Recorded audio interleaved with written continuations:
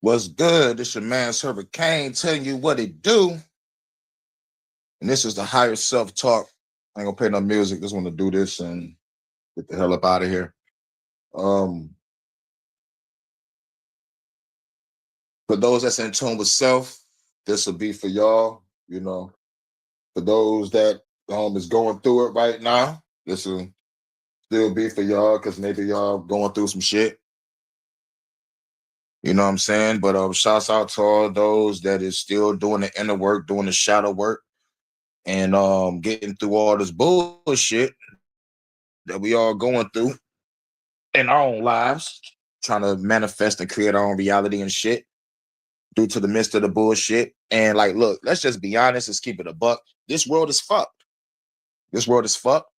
And we got to keep our minds right, keep our hearts and spirits right so we don't motherfucking lose ourselves. Now, but at the same time, I can understand why a person can lose themselves. This world will make you fucking go crazy. This world would make you lean towards the fucking paradigm. This world would make you self-delete. This world ain't shit. And for us to actually sit on this planet and cope with this bullshit,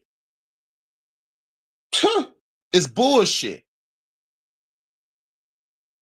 Because I fucking refuse to believe I chose to be here. Call it my ego, call it my spirit ego, or call it just me knowing. I know I ain't choose to be here. But I understand why people believe it though, or think it. It's understandable. Understandable. You come here to help someone, or you come here to help others. I understand. But whoever chose this shit, you chose to put yourself at a severe handicap. I'm about to be on a world that's going to take my memory and make me suffer every day of my life. In a body that grows and dies. You only get a short period of time here. If a motherfucker chose to be here, what about the ones that was born and died at birth? I was one of them. I'm surprised I'm still here talking. I was brought back to life. But real shit. What about those that came here to die? What about those that chose to be here and got motherfucking raped and murdered by a pedophile? They chose that? No, fuck that.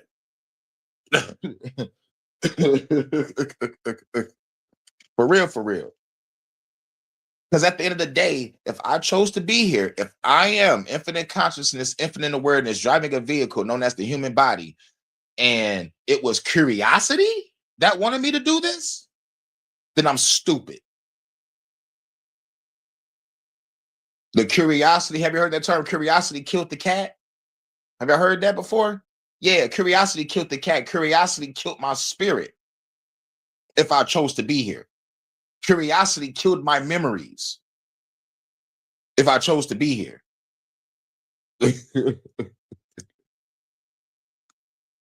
But if I came here, chose to come here to get motherfuckers to wake up and fight,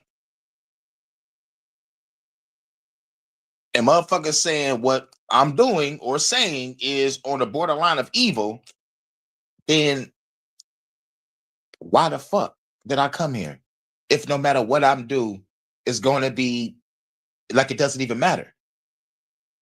Just come here, live your life, and get the fuck on. What the fuck is this? Like a motherfucking what playtime or some shit? Like I'm so bored in the spirit realm, I want to come down here and have some fun. No, it was more fun being infinite consciousness, infinite awareness, having all my memories intact, being the God being in my light realm, hanging around motherfuckers that I love, I guess. Instead of being down here with motherfuckers that are afraid to fight, motherfuckers that are narcissistic, psychopathic pedophiles, and we're born into our parents that'll fuck us over. Nah, man, I ain't asked to be here. But I understand why people believe that. To me, I think it's coping. Let's cope with the fact we got to deal with this shit. Okay, yeah, we got to deal with this shit. But man, every fucking day, these people are finding 1,000 more ways to kill us. Fuck that. Fuck that. But now that we're here and we are awakening and getting in tune with self, connecting with the logos, connecting with the source, connecting with the monad and shit, to get back to where we at, like to get back to our consciousness, to get back to ourself, higher self, or the God within. That's the mission. I guess that's going to be the only mission, because at the end of the day, like if being a celebrity or a politician is the pinnacle of success, then I'd rather choose wisdom, knowledge, and understanding and truth for the rest of my life. That's the path I'm on. Peace of mind and meditation also. You know, we got to survive and struggle. Maybe the only planet in the universe paying taxes to pedophiles. Get the fuck out of here. A world that wants war all day, no peace, keep everybody feared, intimidated, keep everybody depressed, keep everybody stressed out, keep everybody full of anxiety. And they look at people like me, that's crazy, for just trying to meditate to ease my mind. At the end of the day, I fuck with what works, nigga. My power stopped my crib from being on fire.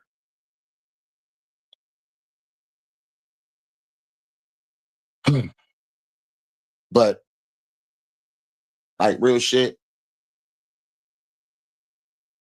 you know, I hate it here on this fucking planet. Why would I want to come to a place that I hate? Why would I want to come to a place that I know is going to hinder my spirit and soul and my mind and lose memories and to keep on coming back? Like I left an infinite realm to come here and help over and over and over again. No, fuck all that. That shit sound retarded to me. To me, it sounds retarded.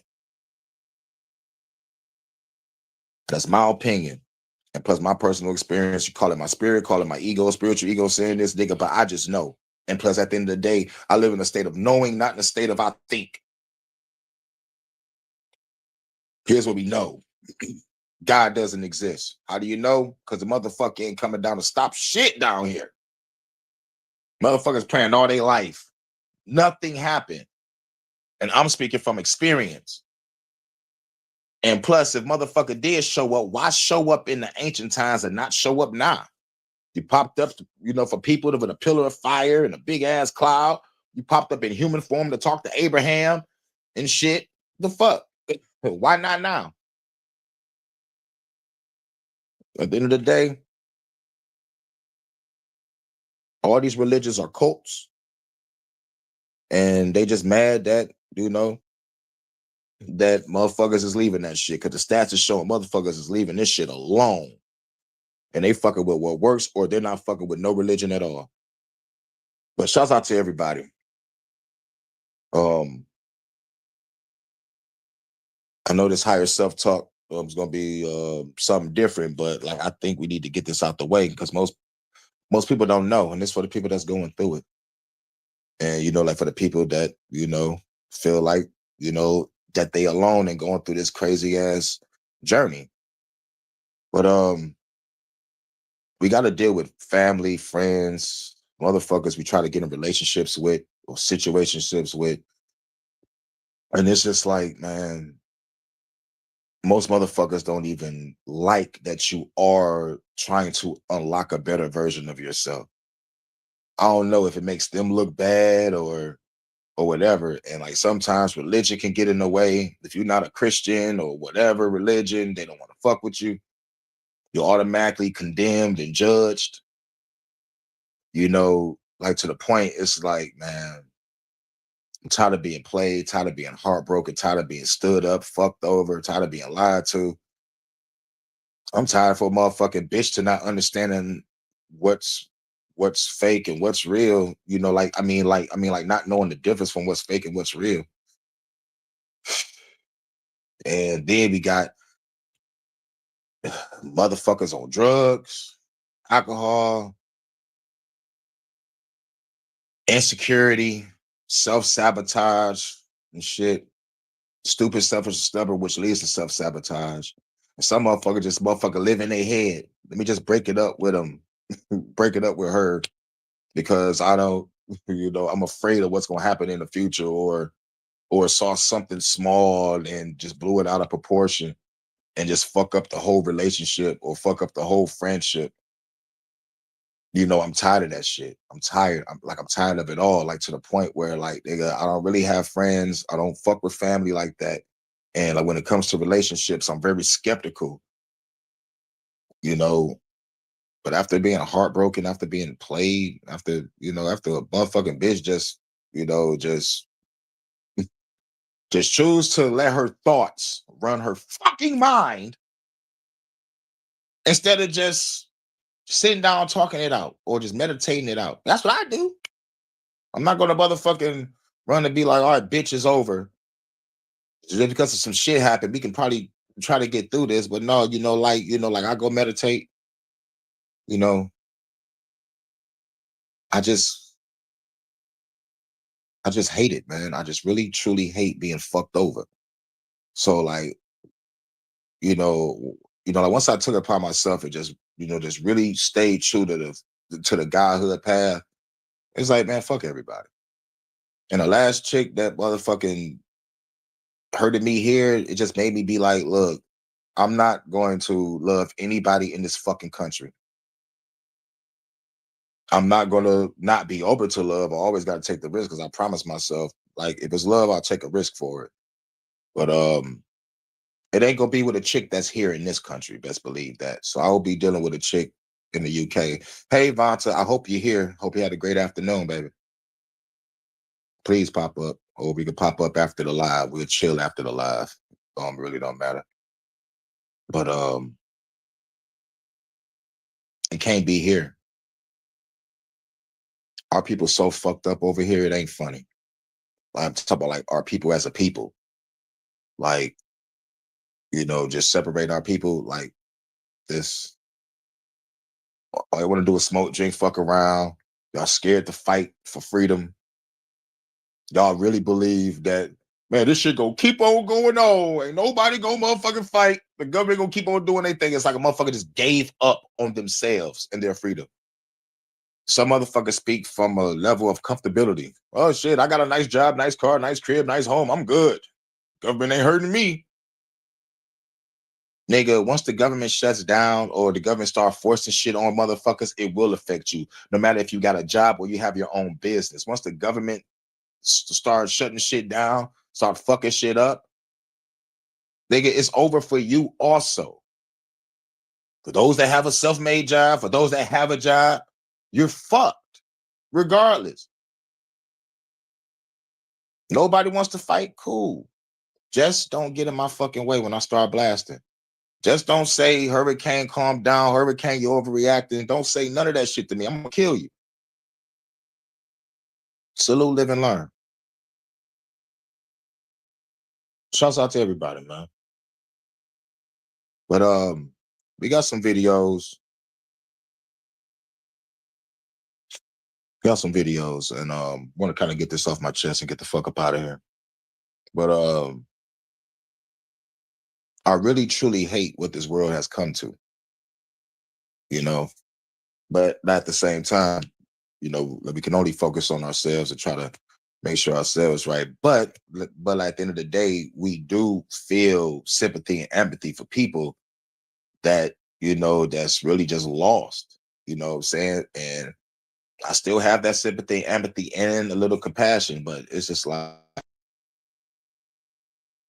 if you get in my way, you're dead. Because motherfuckers are comfortable with tyranny. Motherfuckers are comfortable with evil. Motherfuckers are actually comfortable with saying there is nothing we can do. Shit gonna still keep spinning. Like, okay, cool. Well, I'm carving my name in fucking history. Everybody can be a pussy. I'm not. I know I'm gonna die. But goddamn, at least I'm down for fucking freedom, down for what I fucking believe in, down carving my name in the fucking stone. So motherfuckers can remember. Nigga, Hurricane fought. Hurricane rounded up a group to fight.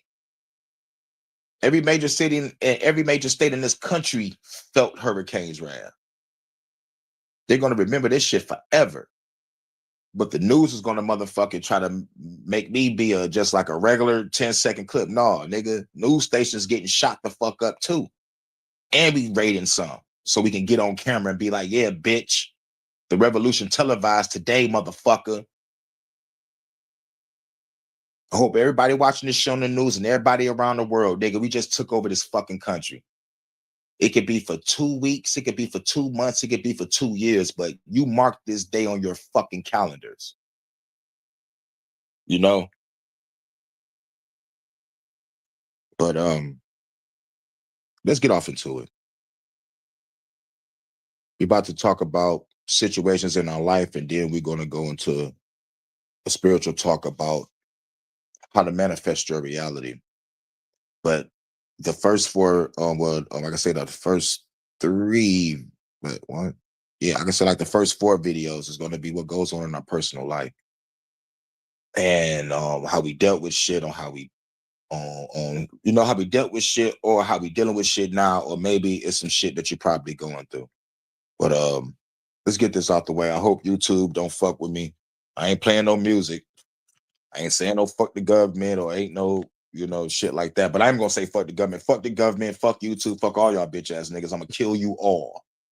No, allegedly. But anyway, let's get off into it.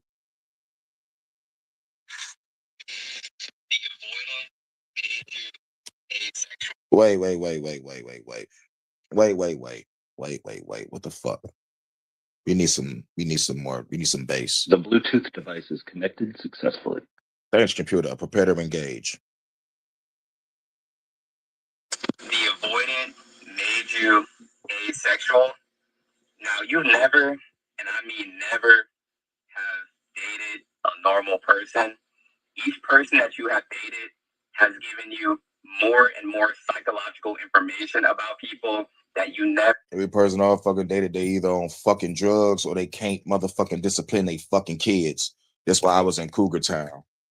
And I'm gonna be in Cougar Town till I find that special someone, and not be in Cougar Town no more, and get the fuck out of this fucking country. Shit. Wanted to even know. The veil has been lifted and you see people for exactly who they are. But this all started with that narcissist. You thought that life was going to be a fairy tale. You saw the movies, the TV shows. You thought boy liked girl, girl liked girl, and you could ride off into the sunset together. Unfortunately, there's all these little nuances. You start to understand that your light attracts demons, but you didn't know that when you were with the narcissist. So you thought you were dealing with like a normal person. The whole time you were dealing with an overgrown child that couldn't take accountability, and you barely escaped. Yep, and I'm gonna never forget a bitch saying that I'm not gonna take accountability for my fucking addictions. I'm not gonna take accountability for my actions. I'm not gonna take accountability for what I've done. I heard this shit multiple times in my life coming from females. So yeah, this shit, it hurts. But at the same time, I hope you don't die. I hope you don't OD. And some people just to say shit just to motherfucking, just to make you run away from them. And if what they say don't work, they would do the official cheating on you, happen shit, and then it's sealed. Okay, bitch, you cheated. Okay, cool. Some bitch actually love bomb you, but really be with someone else or love someone else. But why the fuck are you love bombing me? Why the fuck are you with me when when your heart is somewhere else? So fuck the bullshit. If I love someone else, I'm not going to be love bombing anyone else. Or if I'm with someone else, I would not be talking to anyone else. Like when it comes to like talking, trying to get with, but shit, me, like everybody flirts, but like motherfucker just gotta just know like what's real and what's fake. Like this is why numbers get exchanged. This is why I'm one call away. You need my number so we can talk, so I can hear your voice, hear your breath, hear your vibration. Like otherwise I'm looking like a goddamn fool. But let's go. Tell the story. Now, after that narcissist, you probably thought, and you said multiple times, you're never going to date ever again. And you actually meant it in that moment, but you did your healing work, and you once again found yourself wanting love wanting connection, because what is the world without love? And you were drawn back into it. But even after you healed, you wasn't rushing things. And that's what made you even more upset about this whole situation, because you don't be dating like that. Other people think you date like that, but you only pop your head out 1 or 2 times out of the year. And those times too isn't really like a serious thing. And then when it came to this avoidant, you didn't even want that person first. That person wanted you. And that's why you got even more frustrated. And not only did they want you, they tried their best to convince you. And you had all the knowledge from the narcissist and from that relationship. So you tried to apply to this situation, use your discernment. You wasn't picking up on anything. And you finally decided to give it a go. And then as soon as you gave it the go, it's like they sensed it. As soon as you flipped that mind switch of like, you know what, let's do it, that person ran away from you so fast. And it left you extremely confused. And when that person ran away, it switched something on in you where now you're like, you want this person. Like what is going on? Like, you don't even be liking people like that. Like, why are you going to do this to yourself? And the thing about this avoidant is they were so much like you as well, too. Like, down to the T. And that's why you thought that you were finally being blessed with your person. You thought you were finally being blessed with what you hear other people get, just to find out that this was just another lesson for you to learn. And I hate that shit. That's when you think something going fucking great, then it's another lesson. Like, no, fuck all that. Fuck all that. Fuck all that. Lesson my ass. Pause. If this shit ain't gonna work now, I'm not fucking with no fucking body. Ever. Like, real shit. I had to motherfucking be real true to myself. All right, I'm not about to get hurt no more. I'm about to do this inner work, about to do this shadow work. But I said, always open up my heart, keep my heart open, take the risk for love, for sure. Because you never know. It's going to be someone that's going to fucking love me for me. Keep that open. But it just won't be with no one here. And even if they pop up, it will be turned away. I don't want nobody here. And if they ask me why, and I'm going to tell them every time I get with a chick here, they either caught up in religion, caught up in this fucking government, on drugs, insecure, stupid, selfish, and stubborn, which leads to self-sabotage. And I've traveled the country, not all of it, but I've traveled the country. I've dated. And it's all bad. And plus the other one, shit, like they don't know how to discipline their fucking kids. What the fuck? So if you tired of seeing that for over 15 fucking years, what the fuck you gonna do? Get the fuck away. You go online, you hear the chicks say they rather be with the scammer, the drug dealer, the no good nigga than the guy with the 9 to 5 or the guy with the head on his shoulders.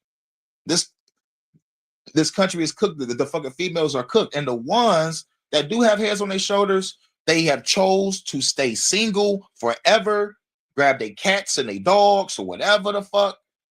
And the other ones with the head on their shoulder, they already married and took him and happily ever after.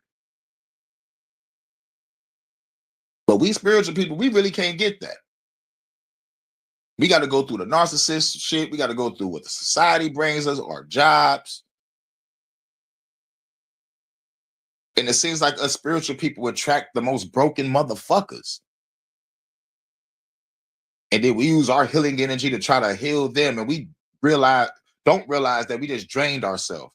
They got all the energy that they took from us and they just throw us away like we ain't shit. Drained. Whether they lie to us, cheat on us, or just upright and just leave and be like, I'm with somebody. I was already with somebody for a long time. I was just talking to you to just get over some time type shit. Like, get the fuck out of here. Running away from you and you want them, and it just showed you that, oh wow, you have abandonment wounds still. Like, this hurts. Like, you didn't know you can still feel this type of pain. And after that experience, you're thinking to yourself, you're not going to find another connection as deep as you had with that person. So now you just went straight asexual. Like, you had other people that you've met like after that avoidant, but you can't bring yourself to like someone else. It just doesn't come as natural as in the past because now you know what's out there. Now you know how people actually are. And then you start thinking to yourself, if you try to be like happy. No, like, like, I understand where you're coming from, but like, I'm gonna take it a little further. I'm gonna take it like, look, there's beautiful women all over the place. But in my eyes here, over here in this country, I'm like, yeah, you're a baddie, but not feeling you. It's like, nah.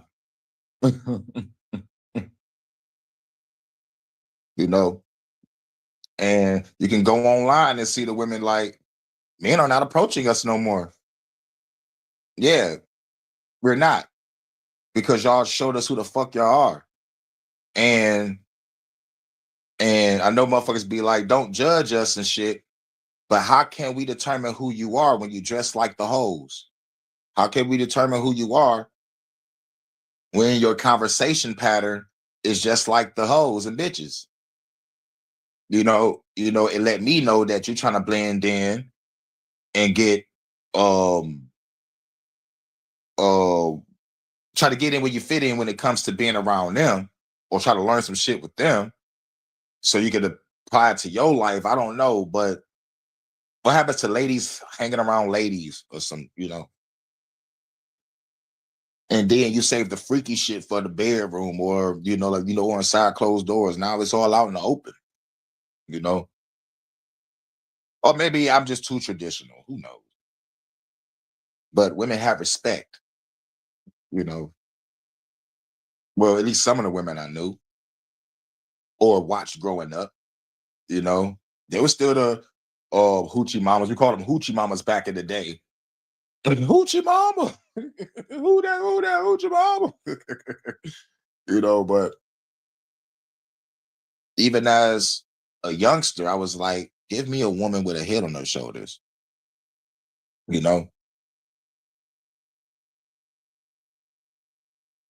me a woman with a head on her shoulders. The same thing is going to happen. And then you have to take another step back and think to yourself, oh, that's what's going on. The avoidant turned you into an avoidant. At least some of you guys became the avoidant, then you had to work on yourself a little bit more, and then became secure. And that's where like the ending point is for a lot of you guys. You guys are secure, where it might come across as avoidant to other people, but it's just you don't really be liking people like that. They have to be special for the most part. You became asexual, but it's also a mix with demisexual, where you now can only be attracted to somebody if you have a deep emotional bond and they meet your requirements. And you've done so much work on yourself where not a lot of people meet those requirements, and you're not settling for any less. And that's why it comes across as asexual, because a lot of people are just out here giving themselves away to anybody, but you're not doing that anymore. You've been traumatized. It has to be the right person for you to finally come out the house. Yep.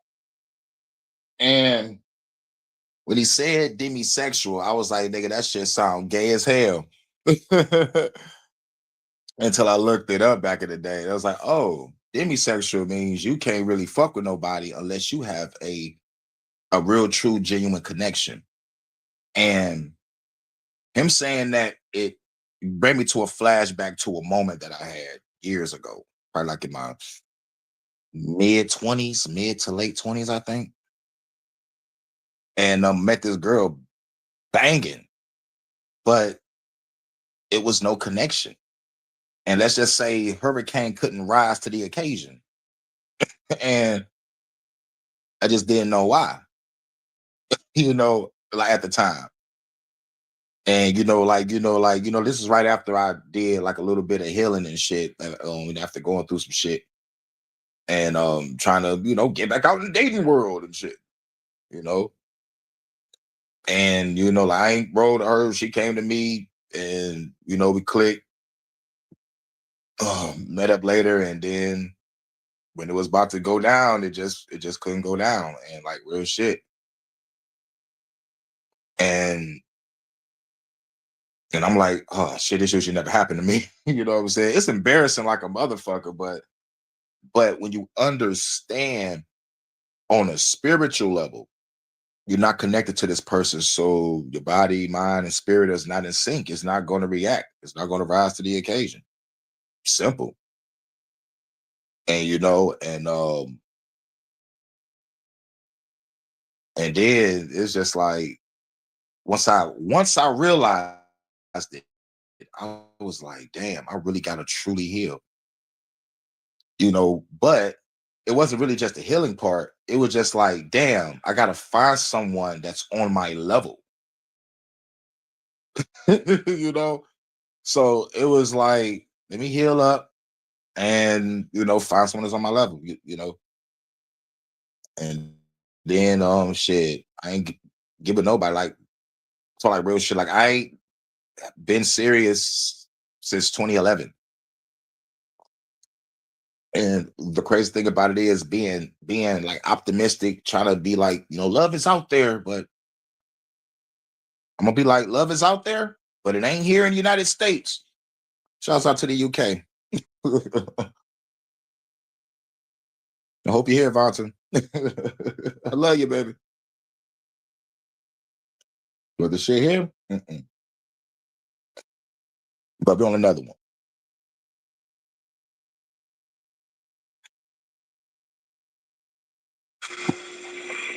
Goblins are now calling you a powerful witch or warlock because they can't accept that your divine protection was what took them down.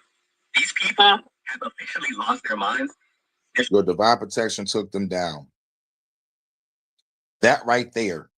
Now, when he said that motherfucking people are calling you a witch or a warlock, my cousin, whole ass nigga, called me that. I'm like, bitch, fuck you. Like real shit. Because I'm in my power, you afraid of it, you calling it scary. I'm like, nah, nigga. My power stopped my apartment from being on fire. Like real shit. If that's witchcraft, then what's Jesus? Because I thought Jesus and God was supposed to protect me. Nah. I had to protect myself.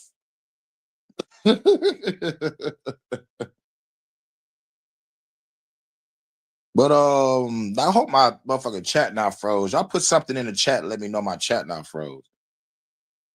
A rumor about you, saying that you're practicing some black magic, and not just any ordinary black magic. These people are very egotistical, and they think the only way you were able to beat them is because you had to tap into some very dark stuff. Where now you get a lot of different reactions from these. And what's crazy is this chick I used to work with. I think I told y'all, like I sold weed with at one point because my little brother didn't want to work with me. So this chick out of nowhere at work said, shit, I'll put in with you. Bet. She told me that, she did some shit. What did she do? Nah, here's what happened. She loved to drive around and shit. There was like on 3 occasions where her spirit was like, let me drive by here, stop and say what up. And like every time she didn't listen, something bad happened. I'm like, bitch, you gotta come and see me. I need my money. So like I can be cop. But you're driving around in circles avoiding me. But luckily, me always being ahead of the game, already had the money to recop. I'm just seeing where the hell she at. You know what I'm saying? Being avoided fucked your shit up.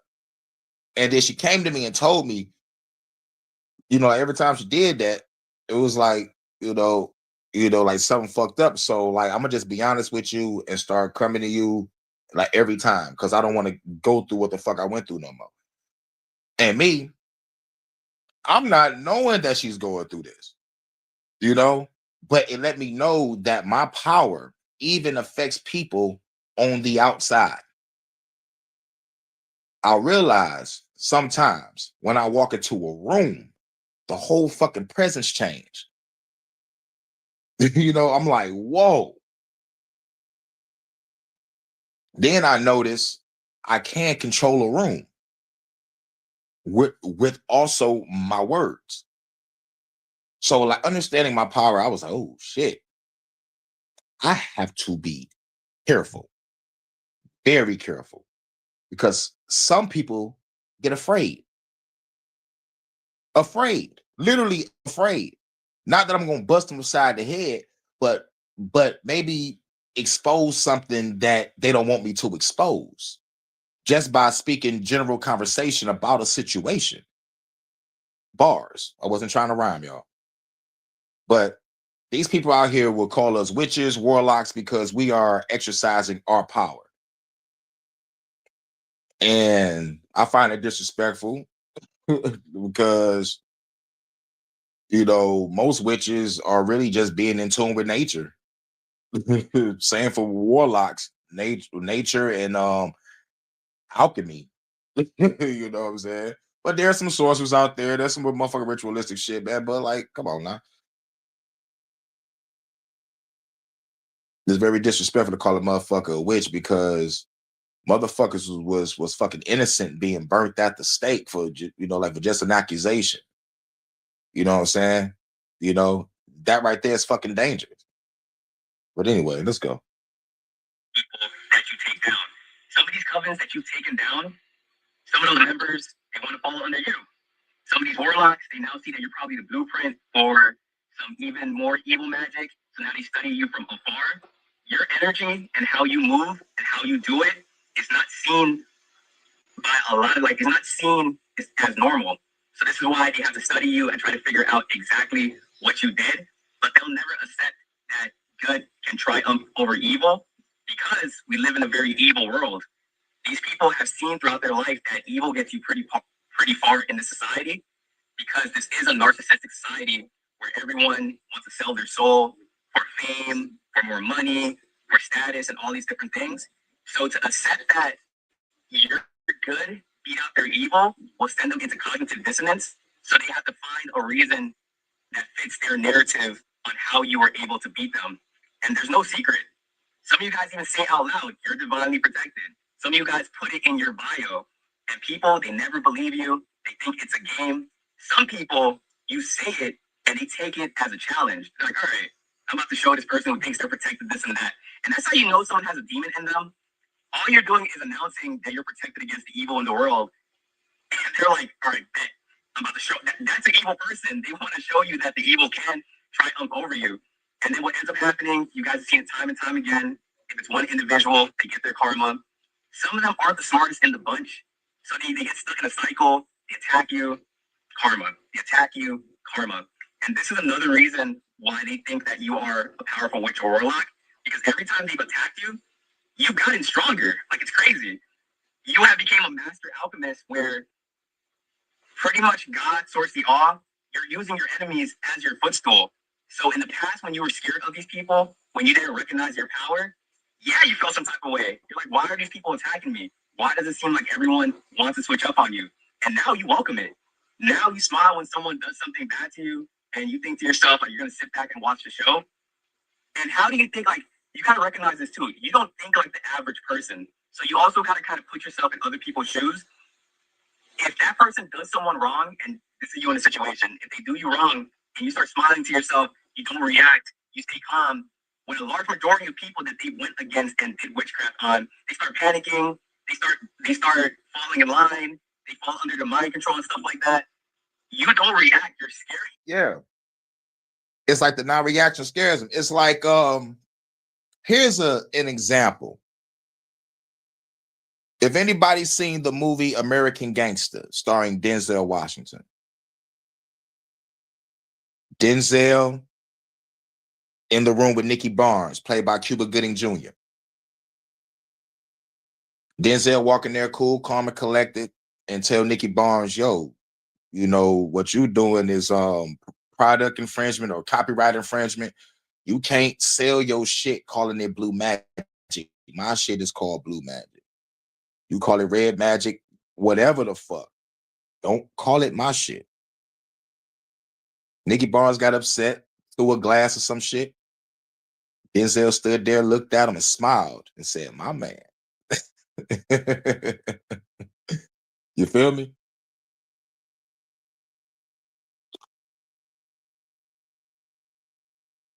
That's the, let's just say that Bruce Lee's in. Even Bruce Lee said, man, mastering your emotions is the greatest superpower. Mastering your emotions doesn't mean hold in all the motherfucking shit. Mastering your emotions means knowing when to act or knowing when to speak. You know, understanding it fully from that perspective. Mastering your emotions is really truly knowing when to act or knowing when to speak.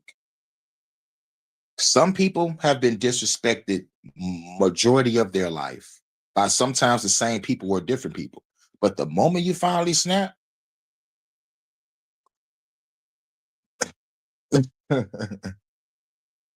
it's something that needs to be done. People say he lost his mind. He could have controlled his emotions. Nah, you controlled your emotions perfectly well in my eyes. Because most of your time, you held it in instead of either saying something or speaking on it. Even if you spoke on it and they still dismissed you, the moment you lash out is justified in your reality. Fuck everybody else's. Fuck God. Fuck religion. Fuck the government. Fuck the police if they come and take you away. You did what you needed to fucking do. I guarantee you this, ain't nobody gonna run up over you no more.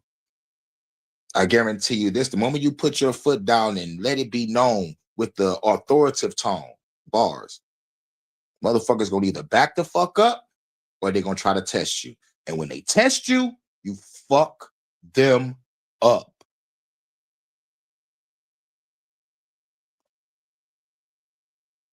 Real shit. You gotta always take it to the next level.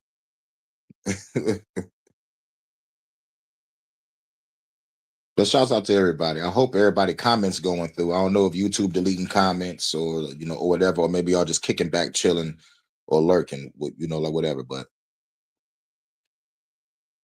just let me know. Fuck it, I'll do it my dance.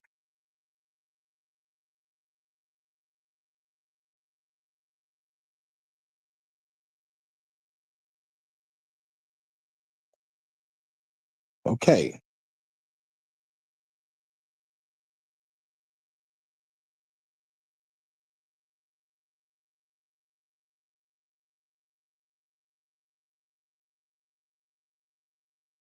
All right, my chat ain't frozen. Bet it up.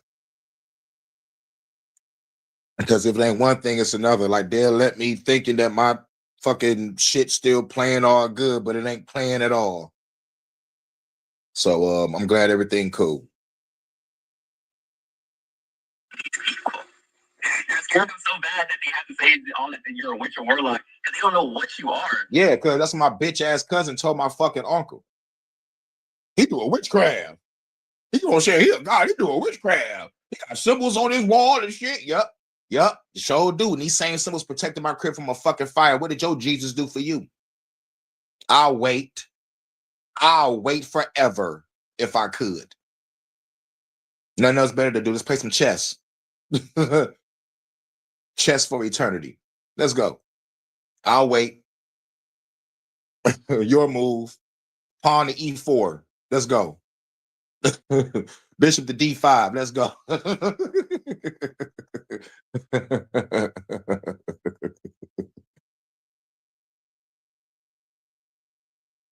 But yeah.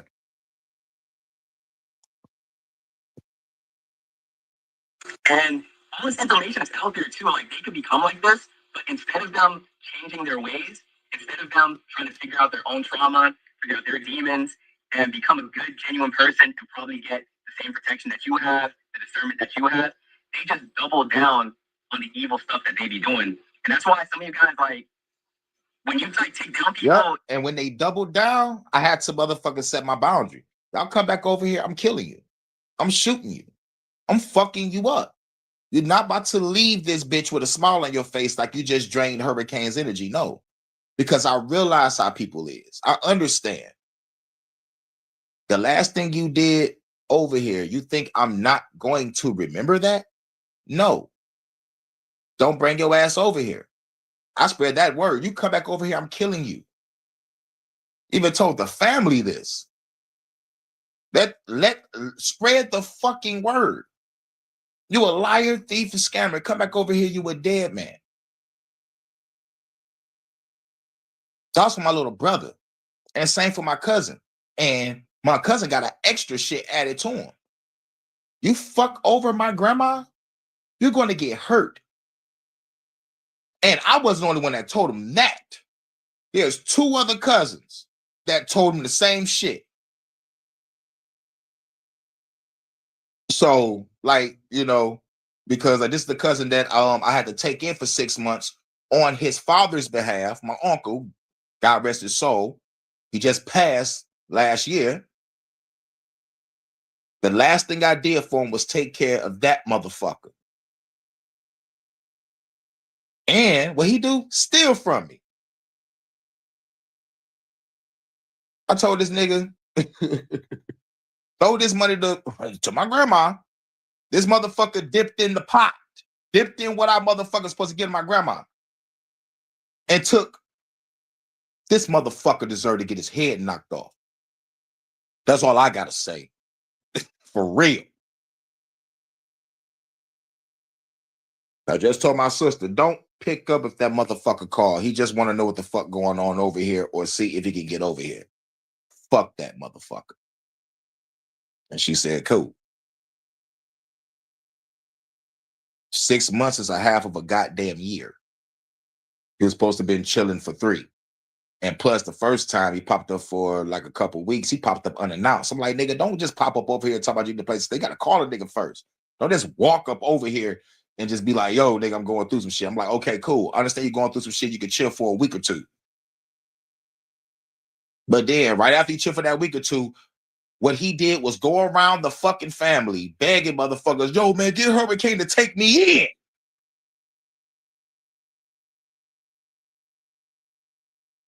So my uncle relented to be like, oh my God.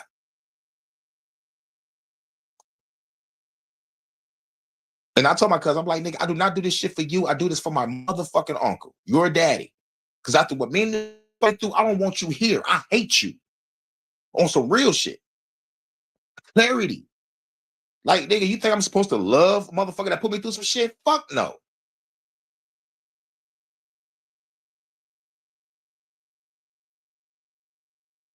But he already know what it is. He's quiet as a mouse at grandma's house.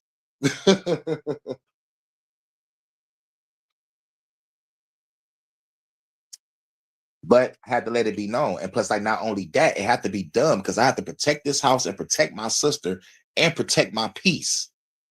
I'm putting myself last in this equation. I got to take care of my sister. She's handicapped. I got to pay these fucking bills. I got to go get the groceries. I got to cook. And I got to make sure this house stay up. You know what I'm saying? And then, not only that, I got to try to save up some money to like do what I need to do with this land situation and get the fuck up out this bitch. Once my sister's straight, I'm gone.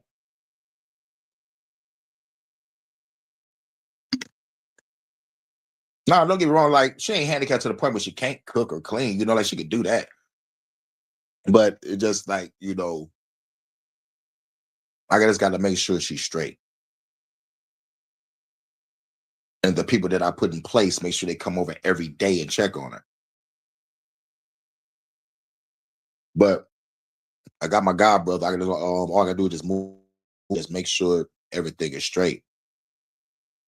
You know, cook, clean, take care of where she need to go, and then boom. But my sister is a fucking ninja. She can do everything with one arm, and it's crazy. But you know, like due to the stroke and shit, you know, but Ain't nothing stop her fun. Well, that can say she go out there and have her fun. She hang out. she still hang out and have fun. You know, but my job is to make sure that she's straight, she's protected, and not in fucking debt. And not going through the emotional breakdown that my mother was putting her through. I told her, like, you here, you're free. You can do whatever you want. You ain't on no curfew. Anybody gonna blow up your phone and be like, Terry, where you at? Terry, you can hang out all night. Just let me know that you staying out all night. You know, call me, text me, be like, all right, I'm staying out a little later. Okay, cool. Make sure you get back before the bus start running, or make sure you get a ride back, you know, and make sure that you don't be in fucking debt, you know. Like, whatever you need, call me. But my little brother's supposed to be helping out. But he said, no, nigga, fuck helping you with Terry and this house, but I'm gonna still come over and steal from you and eat up all the food and take shit up out of here. Nah, nigga, not no more. Not no more. You come back over here, I'm whooping your ass and killing you. It's not just that one battle. Their ego won't accept that you overcame them. So a lot of you guys have to teach these people a lesson like 3 different times, and that was a bunch of free energy for you to even use to get even higher. But no, you're not out here doing black magic. You're not a powerful, like, witch warlock that's like trying to do evil magic to get other people under your control. You just never lost yourself on this path, and now you are being rewarded for it. Before, you looked at it as a curse, but because you stay true to yourself, you're getting all these little upgrades, and you are becoming a threat to all these covens, warlocks, and all this black magic. Oh, let's go to the next one. They underestimated your discernment. They knew you knew a little bit more than the average person, but they don't know how deep this stuff really goes, and they probably will never know.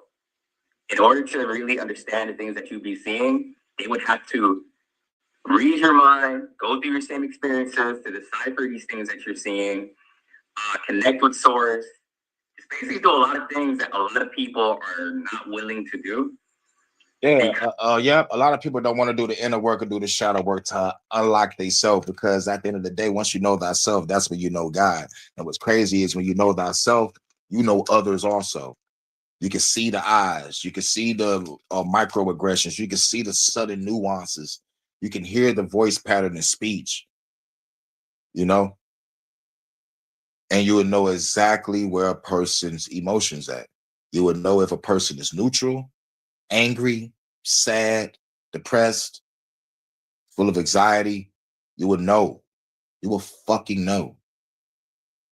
I bet if I was to ask y'all right now, since I started this live, how do y'all think I feel right now?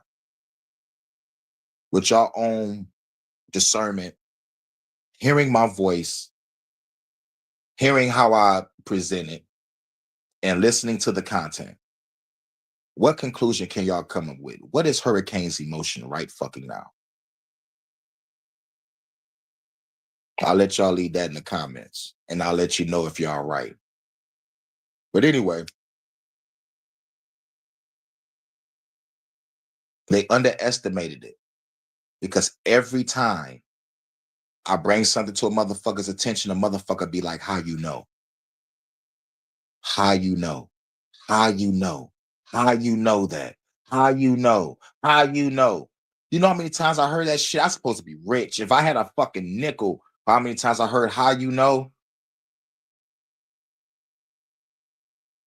I'm talking about when they say how you know, and they try to cover up the lie or whatever, rather than they try to cover up a lie or maybe something that a motherfucker thought a nigga wouldn't know. But they don't even ask who told you. They immediately be like, how you know that? It blows their mind. How do you know? But if I tell them the eyes are the windows to the soul, then I'm crazy. If I tell them that, you know, because you're stupid, might lose a friend. But when motherfucker asks me how I know, I tell them, I've been through it.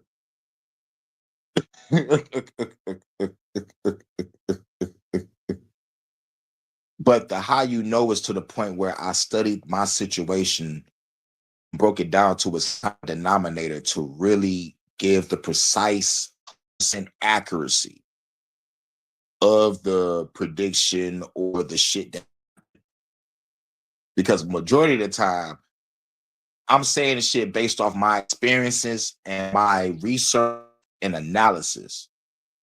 You know, personal experience, research and analysis, and watching others go through the dumb shit.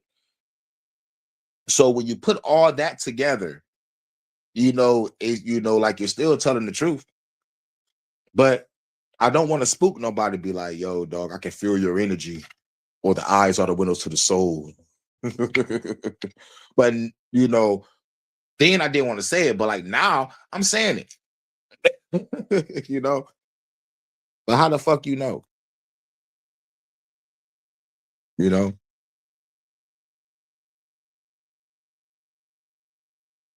Because you wasn't just blessed with this for no reason.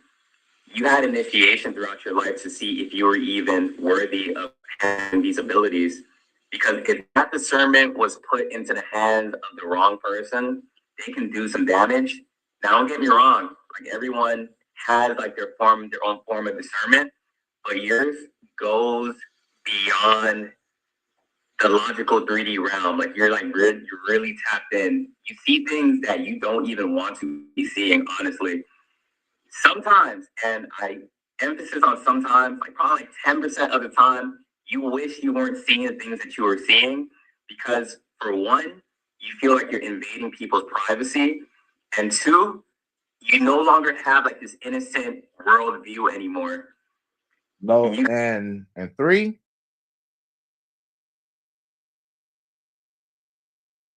the moment I noticed that my mom wasn't gonna be shit was before like I was even a teenager. And that shit hurts. Because the moment that you find out that your mother ain't shit or your father ain't shit or both, mind you, I was living place to place, house to house, shelter to shelter, abando to abando, stand with people to stand with people. My mama's stupid, selfish, stubborn, and on crack, neglectful. The moment you know that that shit is not going to change, no matter how much prayer I'm doing, it's a wrap. But I still had that little, they say, had that mustard seed of faith, keep praying, because I was still a Christian at the time. Like I said, every time I prayed, motherfuckers got worse, situations got even worse. And mind you, I'm trying to motherfucker still be smart, stay in school, keep getting good grades. I was on the honor roll as long as I could, y'all. As long as I could, I was on the honor roll. Then 10th grade year, gave up. Like, shit, I'm done. If this one we keep on going through, fuck it. I give up. Fuck this school shit. you know, Dropped out 10th grade. Kind of glad I did because motherfucker got evicted again. But thankfully, before the eviction happened, I met, the first. And let's just say moved in the first night. you know, but I ain't had shit over there. But basically, I'm talking about like we just hooked up. So like when the motherfucking shit happened, I'm like, I'm already sitting down on your couch. She was like, "Oh no, you ain't going nowhere." I was like, "Bet." Now my mom thought that she was just gonna bring her, my little brother, my sister, all this bitch. Like, oh no, You're not about to have crackheads coming in and out this motherfucking house. Hell no.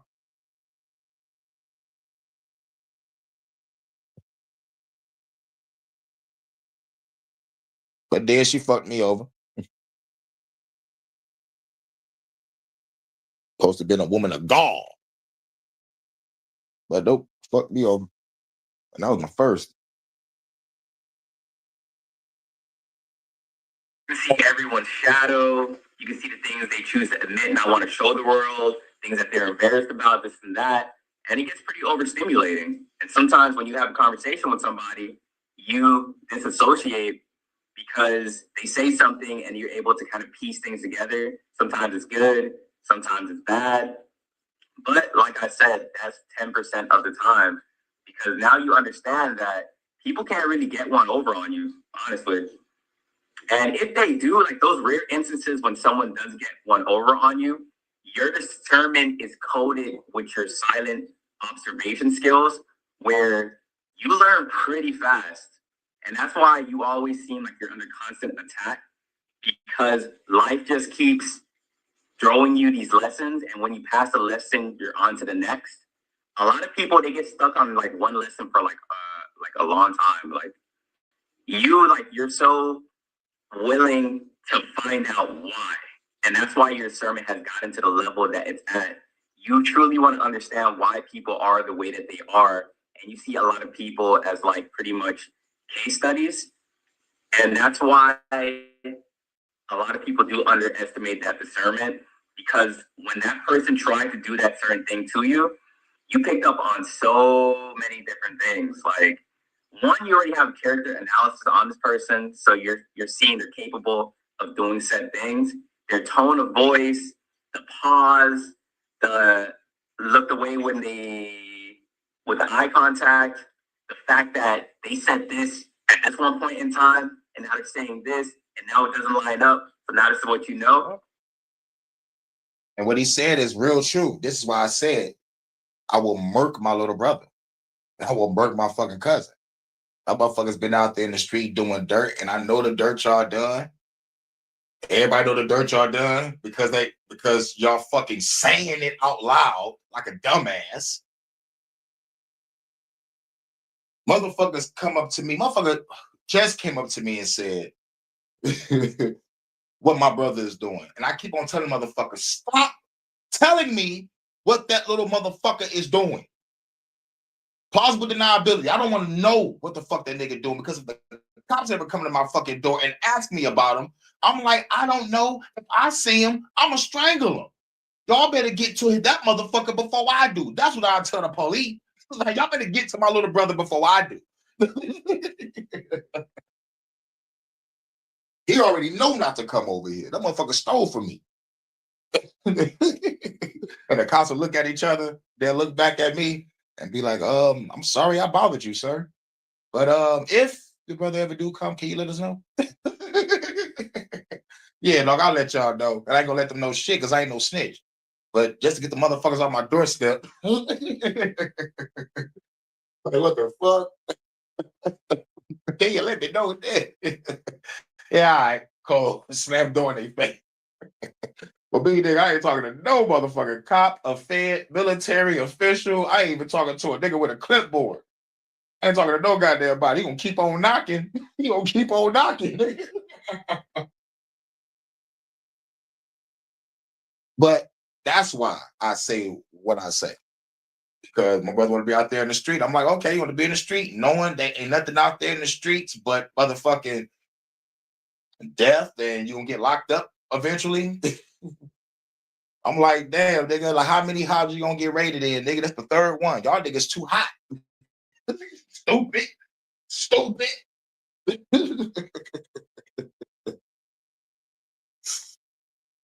I'm like, I'm trying to put us at the level of boss, and your ass still want to be a soldier. You stupid. And mind you, this the nigga that showed me the game, that brought me into the game. He ain't show me shit. He brought me into the game, and I motherfucker did it better. Like, oh, I'm like, oh, this how it is? I'm about to sit down, play my game, wait on a call and a knock on the door. I'm about to be out there in nobody's face. I don't make it look like I'm stepping on nobody's toes. I'm chilling. I'm just gonna have the fattest bags. I'm just gonna have the fattest bags. They be like, they barely see him. Yeah, you gotta call me or come to my door. And I ain't even saying allegedly either. Nigga, I don't give a fuck. I sold drugs. Shit. I sold weed, sold dope, sold pills, sold blow. I did all that shit. saying. They will never understand how deep this stuff really goes. Your discernment is so accurate that sometimes you gaslight yourself. You're like, there's no way you can be knowing the things that you be knowing. But time and time again, I'm gonna say like 90% of the time, you're all I'm gonna say 96% of the time. Yes, I did gaslight myself in the beginning stages of noticing this. I'm like, I'm not supposed to notice this shit. But now that I do, it's like it's almost scary sometimes.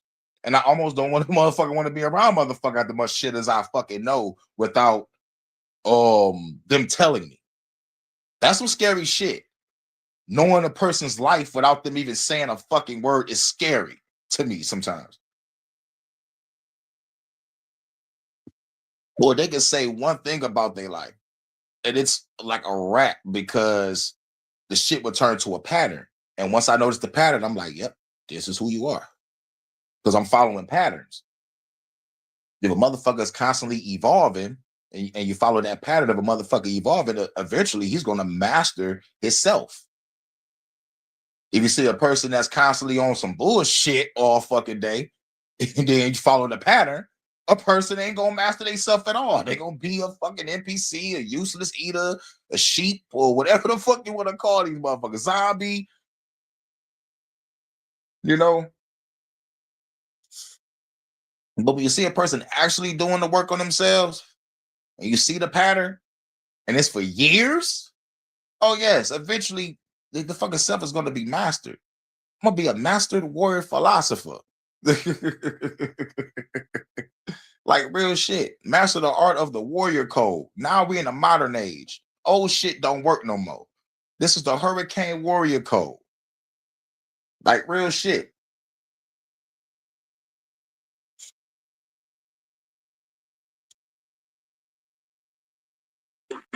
percent of the time, you're always right. And that accuracy, I'm telling you, like it just makes it very hard for you to communicate with people. Because when your discernment first got activated, you saw that a lot of people were doing some shady stuff out here. A lot of people that was around you as well. And What was crazy is my shit activated at the age of 5, and I didn't know what the fuck was going on. All I know is it was a level of wisdom, discernment that was so fucking scary. It's like every person I looked at, I automatically knew you ain't shit, you ain't shit, you ain't shit, you ain't shit. And the shit that's going on around me is not supposed to be happening around me. So I got to do the opposite of what the fuck I'm going to learn or what the fuck I see around me. All my life was a whole bunch of fucking drug addicts. So I'm not going to be a fucking drug addict. All my life I see neglect and abuse. So I'm not going to neglect or abuse.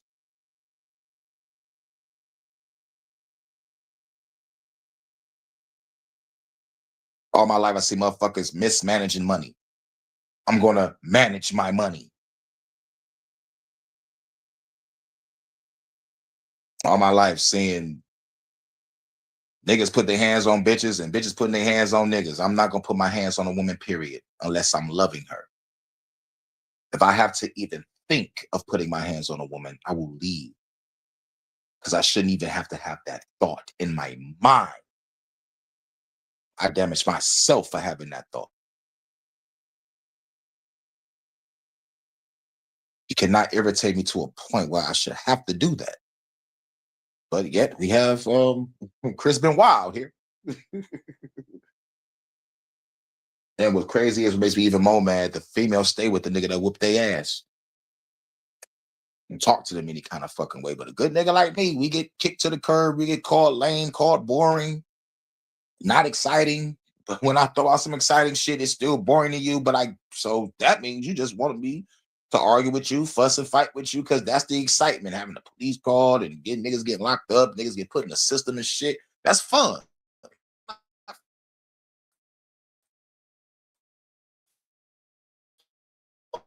Fuck all that. No.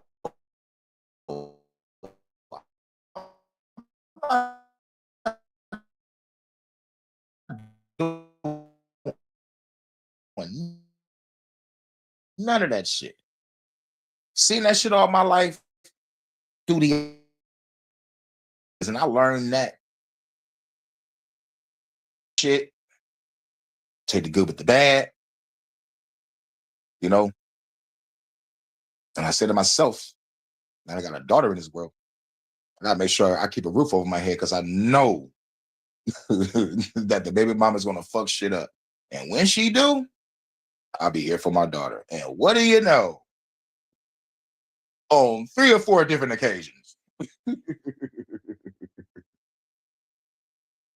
I was there to help out, you know, just to get locked up for no reason because of my baby mama. Then I said I would never help a bitch with kids again.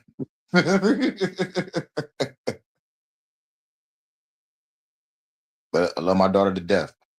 She's 18 now. She'll be in Juilliard soon. Proud of her. I did my job. Now it's time for me to do me. And make sure I have my shit established for when she like, Dad, I'm ready to get the fuck away from all these people. Your house is right here on this land. There you go. I told you Dad was gonna have some land for you.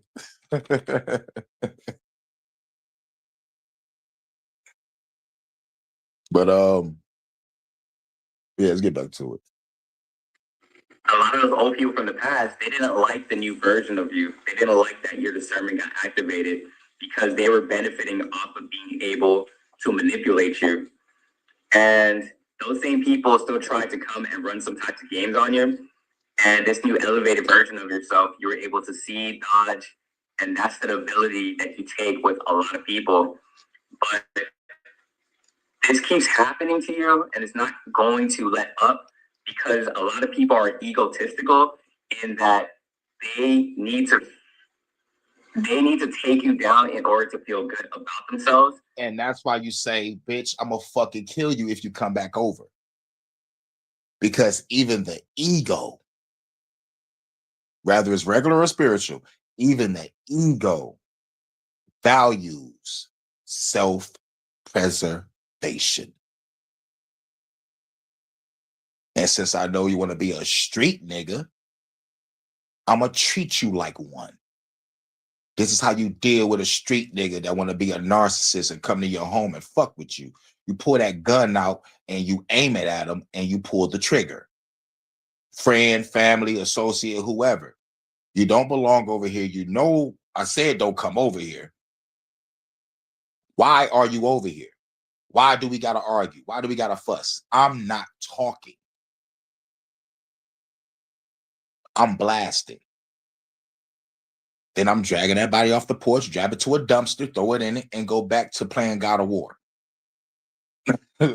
Or whatever the fuck I'm playing. Now, if setting boundaries is low vibrational, then letting the nigga step on your motherfucking face or run over you is high vibrational. Fuck the bullshit. Protect your energy, protect your home, and if you got a family in it, protect them also from stupid ass narcissist motherfuckers that think they can run up over you. Family, friend, lover, whoever. Because at the end of the day, taking your kindness for weakness, you know, it's not good. And when motherfuckers wake up and realize that's why motherfuckers ain't pop back up no more. I ain't seen my brother in over a year. Nigga pop up like once every blue moon. But now it's been like, you know, like over a year. And that's good. Because you know, like you come back over here, you dead. Like real shit. Since you want to be a street nigga. And plus, I was real cool about it. I was like, look, you can do whatever the fuck you want because you can do whatever the fuck you want anyway. But don't bring that street shit in this fucking house. You're going to work, you're going to chip in, and you're going to help out with our sister. Was that so fucking hard? I guess it was to him. Oh, I can't do those street shit here? No, you can't. Do that street shit out there in the street. That's why it's called street shit. That's why it's called street life. You out there in the fucking streets. This is the home life. This is why it's called a home. Never trap where you sleep at. And another rule, don't get caught. But that nigga in and out of jail, I think my brother's a faggot. I think he want to see his boyfriend. But that's a whole nother story. But this is what we deal with when it comes to family members. You know? And motherfuckers still telling me, that's your brother. That's your brother. You only get one. No, the fuck you don't. I got brothers and sisters right now that be in my chat that are a lot better than my actual fucking brother. You only get one mom. I had 4 mothers. I still got one left. Shouts out to Sheila. And shouts out to my my little big brother Tony and my baby sister on my godmother side. Or, well, you know, like that's what I call her, godmother.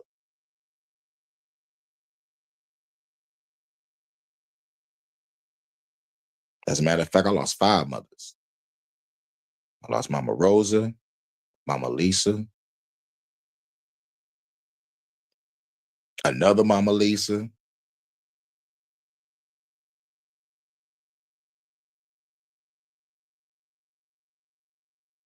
I still got Sheila. We still good. She still work at my old job at the parking.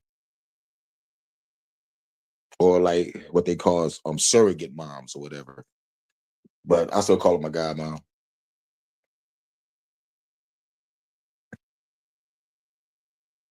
But yeah. Oh yeah, and my homeboy Earl mama. Can't forget about her. Cool. You know, I knew I had 5.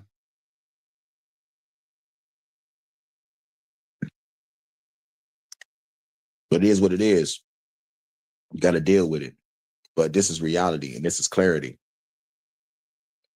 You're not supposed to have Stockholm syndrome. You're not supposed to love your abuser. Whether it's abuse, physical or mental or both, you're not supposed to love that shit. You're not supposed to think that shit is fucking normal either.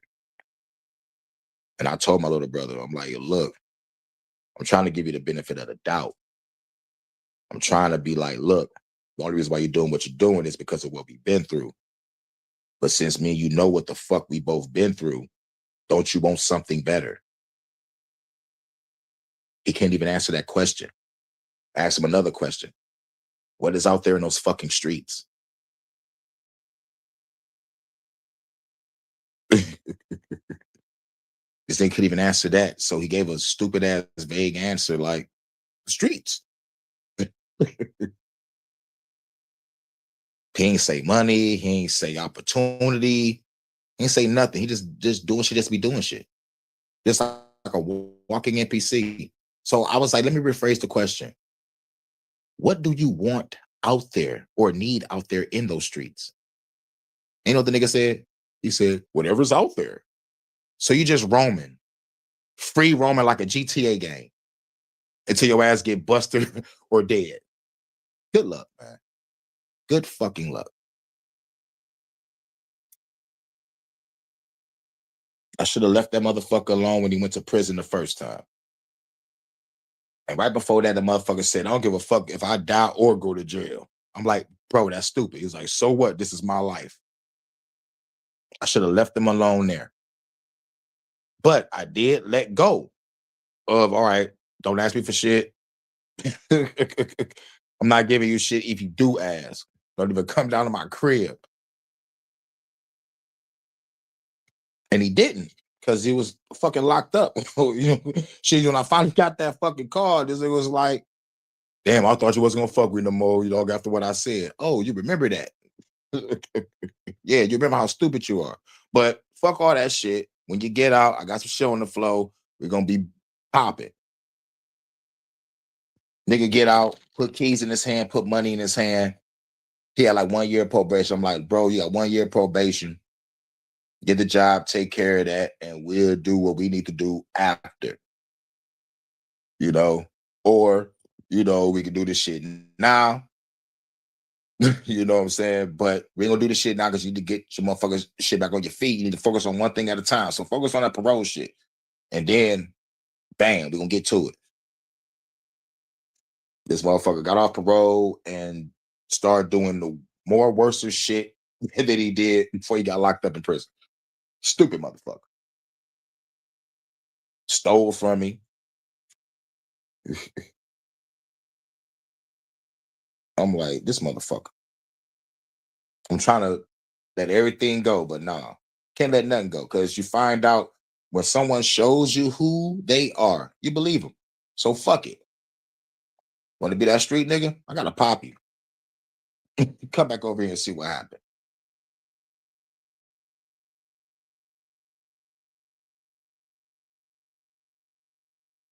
And that's another reason people like underestimate themselves. Like if it was somebody else, they probably would have been a little bit more cautious.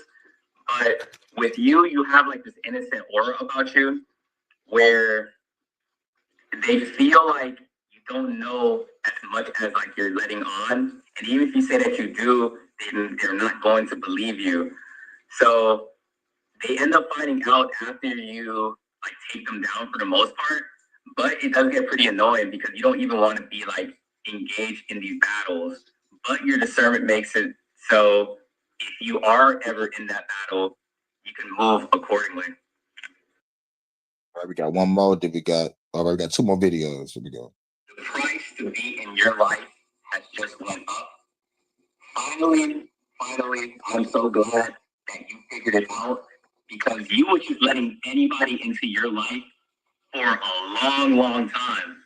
And now you are finally coming to the realization that your energy signature, the amount of light that you carry within you, you can't just let anybody into your energy. And that's why you've been complaining. You're like, man, these fake friends, these fake relationships, even my family members.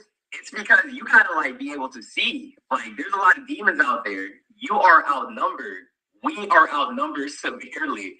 That doesn't mean you can't have a good life with good people in there, but it does mean that you got to be a lot more strict with the people that you let into your life. You got to be a lot more strict and a lot more curious, and you know, got to be. I mean, not curious, but cautious. But once you know thyself, you can automatically to the interaction, eye contact, or nuances, microaggressions, or whatever. You would know. You would just know. Online, offline. You know, like when it comes to online, it depends on what a person type. You know, and and the interactions behind the scenes or whatever. You know, but not everybody can come into your life. Once you start like noticing yourself, it's like you would know who's still an NPC and who's not. You would know who's trying to wake up. I think the people that's trying to wake up and really trying to genuinely learn, you can probably give them a chance. But the ones that's an NPC, stuck in their ways, like ain't no helping them. The one that's caught up into materialism, religion, politics, they stuck in their ways. Ain't no stopping that shit. But someone that actually trying to wake up, trying to learn themselves, everything cool. You know.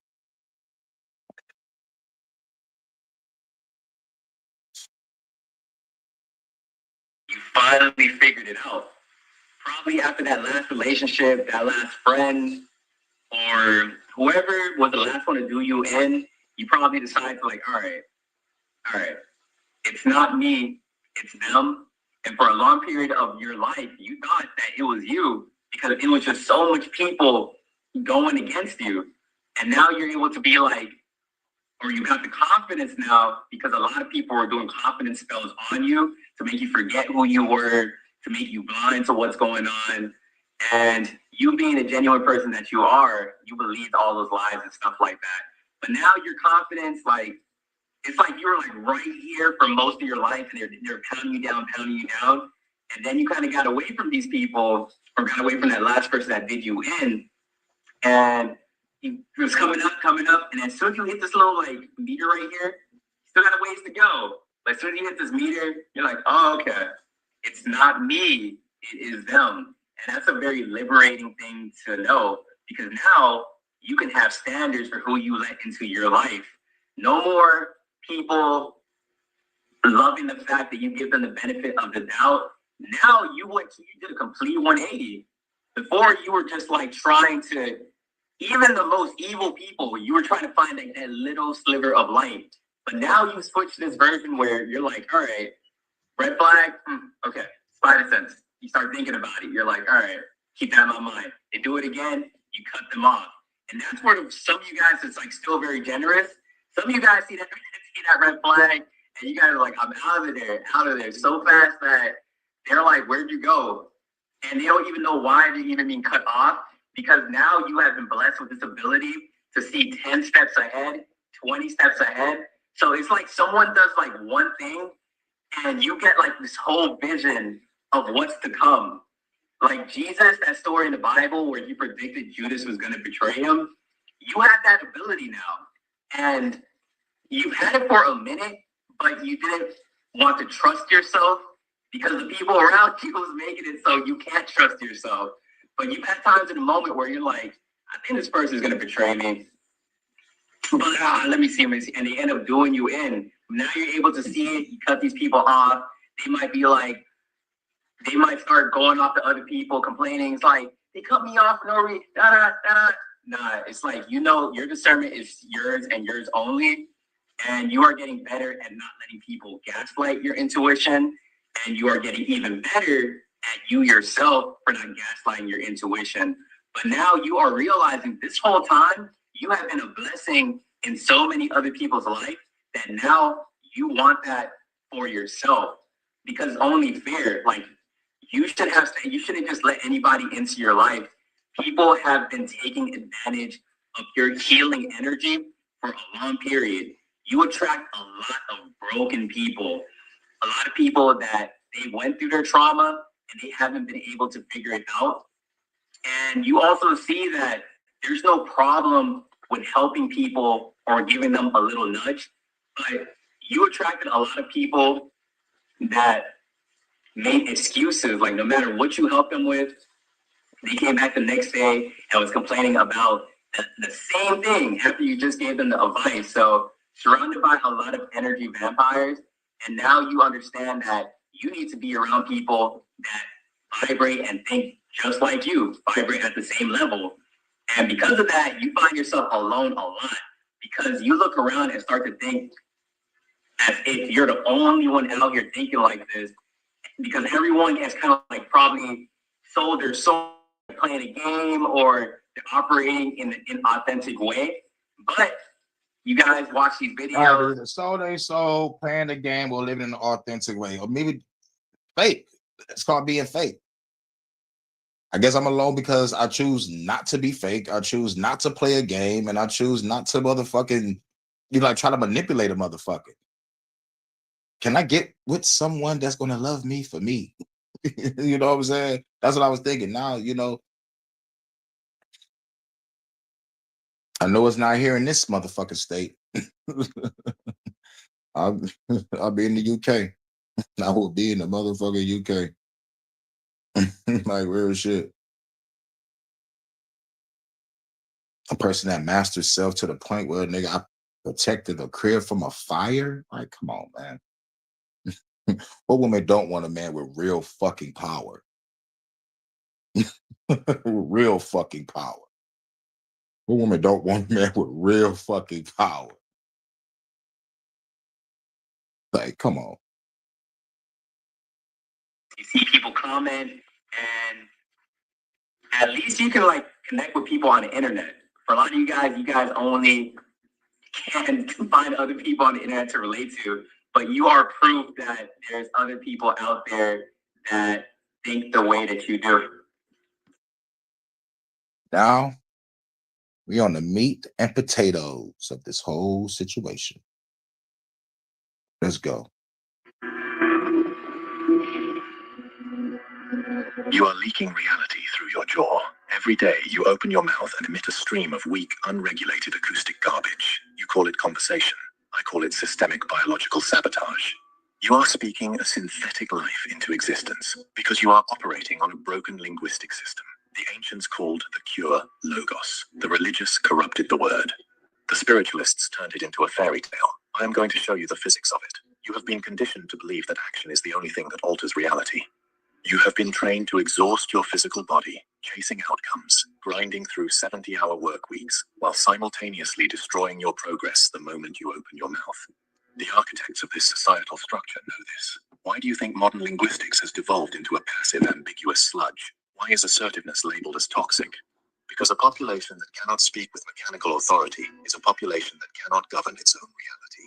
They remain consumers. They remain reactive. They remain asleep.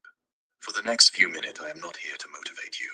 Motivation is an emotional spike that inevitably crashes. I am here to recalibrate your biological hardware. I am here to show you the precise biophysical mechanism of logos. Once you understand the acoustic laws of the universe, you will never casually open your mouth again. You will stop bleeding energy. You will start shaping physical matter. The transition will be deeply uncomfortable. It requires absolute ruthless discipline over your vocal apparatus. Do not blink. Stop what you are doing. Do not click away from this screen. Do not scroll down to look at the comments. Do not touch your phone. Freeze your physical body right now. I want you to bring all of your conscious attention to the center of your throat. Swallow once. Feel the mechanical movement of the cartilage. Feel the physical structure of your vocal apparatus. Now, without opening your mouth, without moving your lips, I want you to mentally scream the word stop inside your head. Do it now. Notice what just happened in your throat.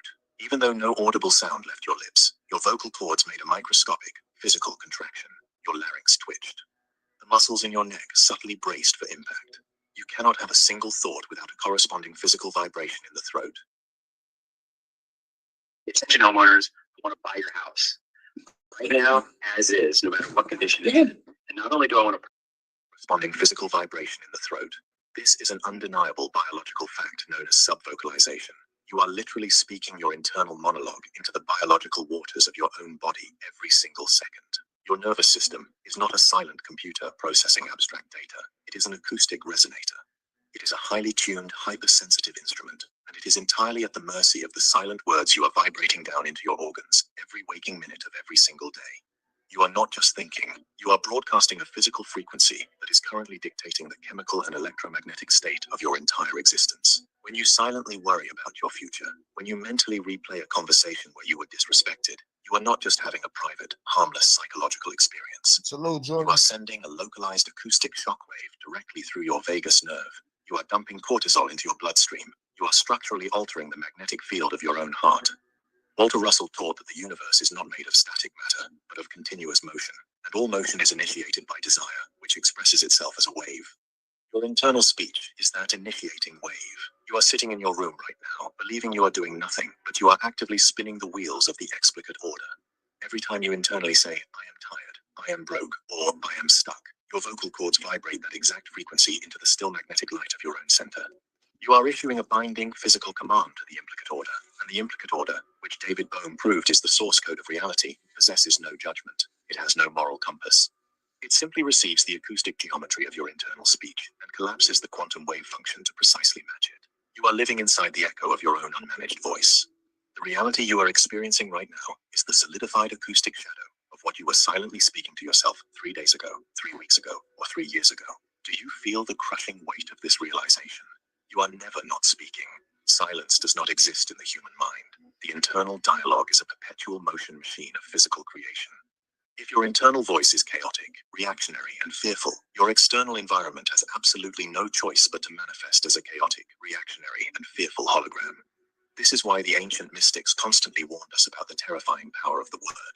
They did not possess the modern vocabulary of neurovascular coupling or quantum wave collapse. But they intimately understood the mechanism. They knew that the larynx is the primary engine of physical manifestation. It is the exact biological bridge where the immaterial mind crosses over into the physical dimension. To speak, even silently, is to generate a localized gravitational field. To speak is to warp the very fabric of space and time around your localized consciousness. I need you to physically feel this truth in your bones right now. Take a deep breath in through your nose. Hold it for 3 seconds. 1, 2, 3. Now exhale slowly. As you sit there, I want you to silently articulate the phrase, I am in absolute control. Feel the micromuscular engagement in your throat. Feel the subtle, undeniable shift in your posture. That tiny, imperceptible movement in your neck is the exact same mechanism that architects galaxies. It obeys the exact same acoustic law. You have spent your entire life treating your words as cheap, disposable tools for basic communication. You throw them around carelessly. You complain. You self-deprecate. You accept defeat. You have been walking through a quantum minefield, blindly stomping on detonators, and wondering why your life is a series of explosions. The proof is not written in an esoteric book. The sensory proof is in your biology. The proof is happening inside your throat right this very second.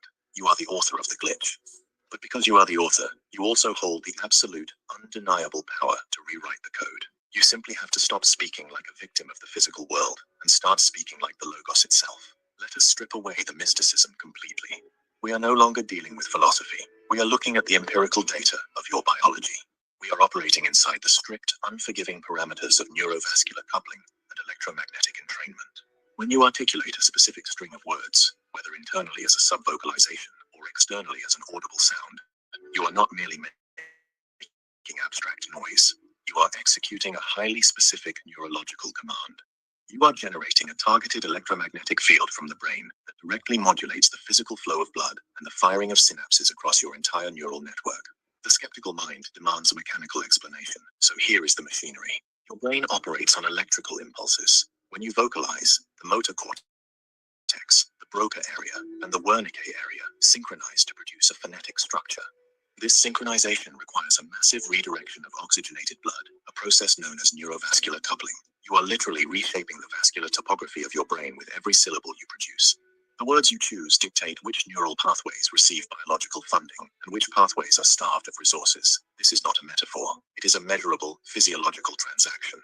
But the biological transaction is only the baseline. To understand the true architecture of the Logos, we must scale up to the quantum mechanics pioneered by the theoretical physicist David Bohm. Bohm discarded the classical, fragmented view of the universe. He proved mathematically that our three-dimensional reality is merely the explicate order. It is a temporary, localized projection.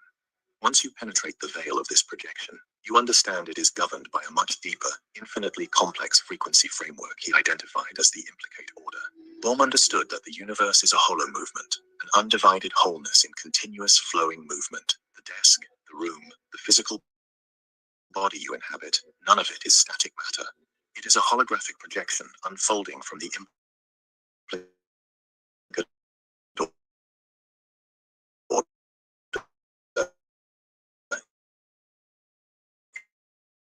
into the explicate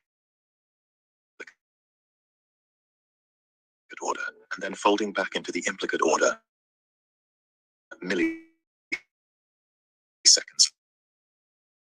later. It is a rapid, continuous refresh rate. Where do your words fit into this equation? Words, when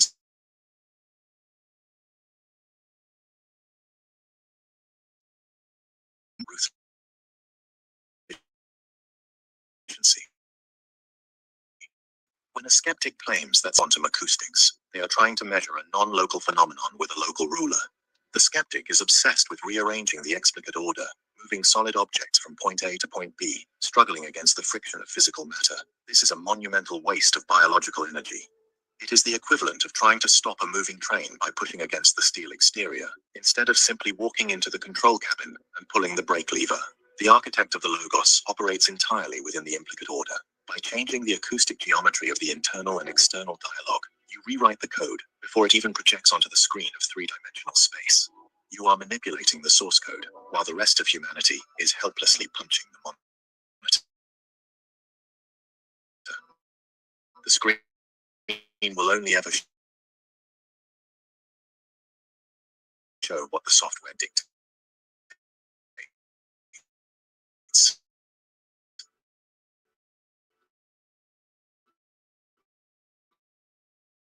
You cannot argue with the pixel. You must rewrite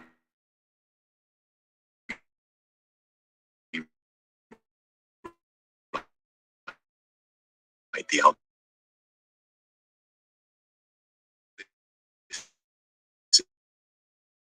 This is why the results of this protocol often appear miraculous to the untrained observer. To execute this, Russell mapped the mechanics of the universe. Light, centered by in the universe, lies in the still magnetic, no power of its own. It wave. Your focused human beings speak from the highly erratic. They generate a chaotic electromagnetic field that the implicate order reflects back as a chaotic life experience. To wield the Logos, you must relocate measurable heart and brain coherence. When you drop your vocal pitch and speak from the center of your chest, you actively stimulate the vagus nerve. This forces your autonomic nervous system out of sympathetic beta wave survival mode and locks it into parasympathetic alpha wave synchronized variability. Your electromagnetic field expands outward, achieving a state of phase locking with the ambient frequencies of the whole movement. This is the exact moment of electromagnetic entrainment. The chaotic static of the environment is forced to synchronize with the dominant, coherent frequency of your spoken command. You become the dominant oscillator in the room. Yes. Whether anybody know it or not, if anybody paying attention.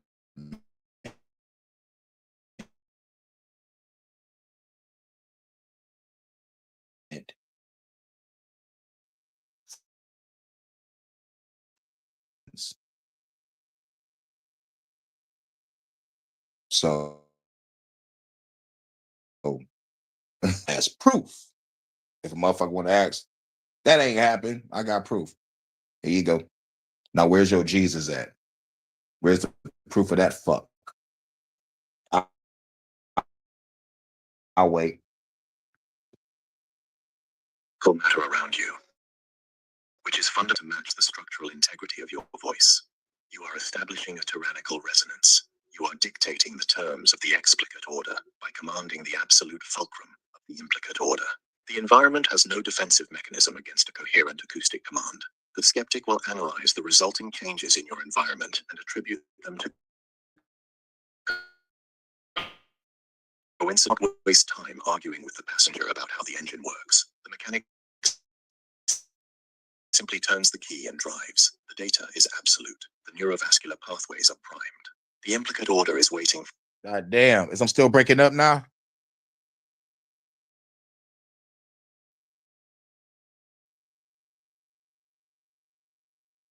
Is it still breaking up? Let me know. Yes, no, maybe so. Yes, no, or maybe so.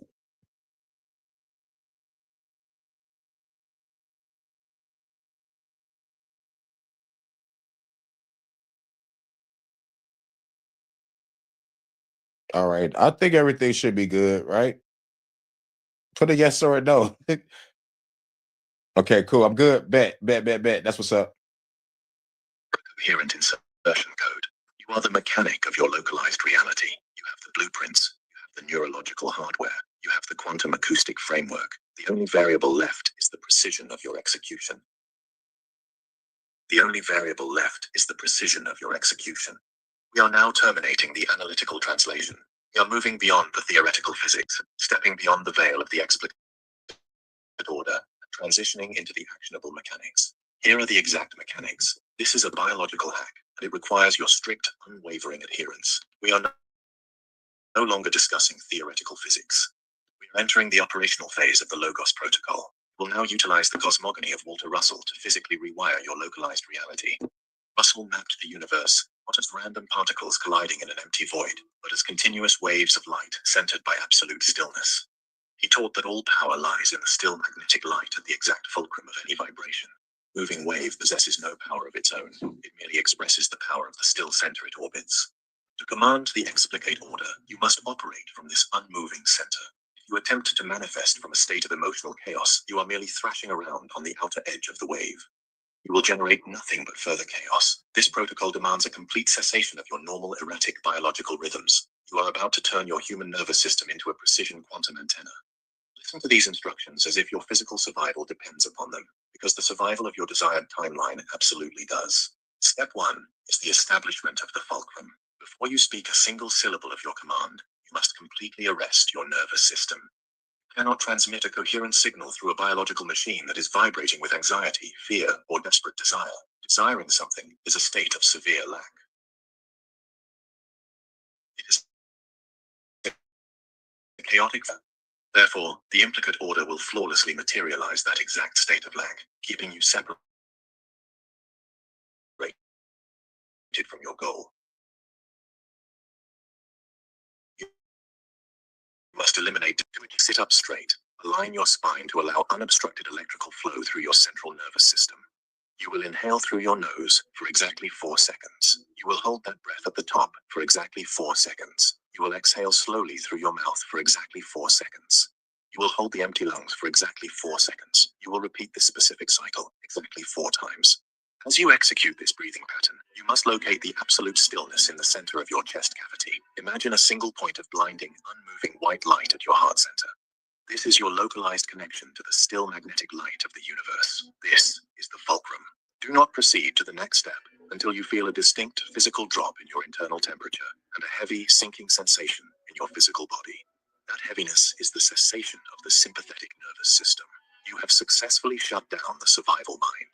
You are now anchored at the center of the wave. Step 2 is the tonal lock. Once the fulcrum is established, you must prime the acoustic delivery system. The mistake most novices make is speaking from the throat or the nasal cavity.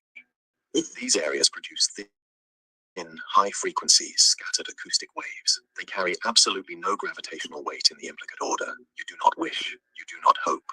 You do not ask the universe for a favor. You will drop the pitch of your voice entirely out of your head and push it down into your chest cavity. You want to feel a deep, resonant vibration physically striking the sternum. This specific, low-frequency resonance physically vibrates the vagus nerve, which runs down through your neck and into your chest. Actively vibrating the vagus nerve forces your biological vessel into a deep parasympathetic state, locking the programming deeply into your cells. You are essentially bypassing the analytical firewall of the conscious mind and speaking directly into the subconscious operating system, which is your direct uplink to the hollow movement. Practice making a low humming sound until you feel the bones of your chest physically buzzing.